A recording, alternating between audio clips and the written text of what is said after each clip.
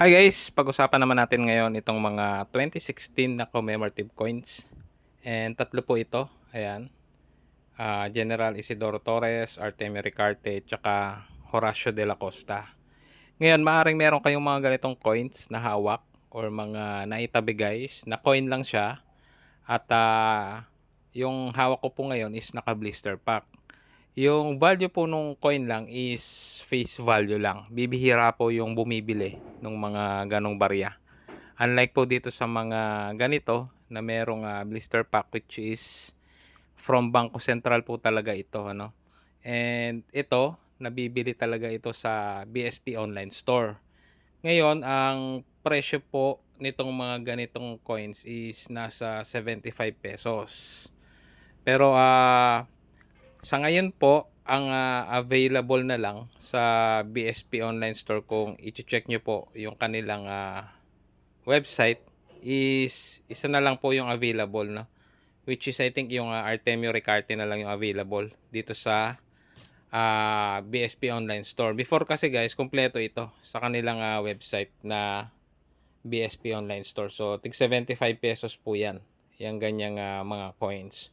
So iba din po kasi yung pagka-finish nitong mga ganitong barya, and especially ginawa ito pang collection po talaga itong mga ganitong barya. So kung coins lang po yung hawak ninyo, face value lang po yan, and bibihira lang po yung bumibili ng mga ganyang barya na coins lang po. Ngayon, kung meron man po, which is above face value, is pwede nyo pong ibenta kung gusto nyo po. Pero mostly po kasi ng mga nagko-collect is ganito po yung hinahanap. Ngayon, sa mga gustong mag-avail nito, meron naman po mga nagpo-post sa social media.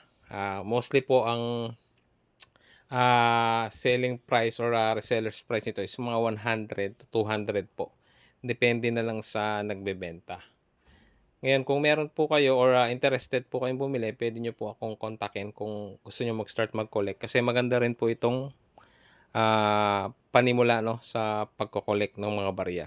Or kung meron naman po kayo, kung gusto nyo na po yung mga coins na hawak ninyo, is okay din naman po yan. So, ito mas presentable lang siya kasi meron siyang mga blister pack na tinatawag. So, ayan po. Ito po yung mga piso. So, ulitin ko po, yung mga hindi po naka-blister pack is face value lamang, no? Wala po silang added value. Bibihira po yung bumibili ng mataas sa face value. Okay? So, yun lang guys. Sana mag-subscribe pa rin kayo dito sa aking YouTube channel para maging updated kayo sa mga bagong videos regarding coins na i-upload ko. So, yun lang guys. Maraming salamat sa panonood.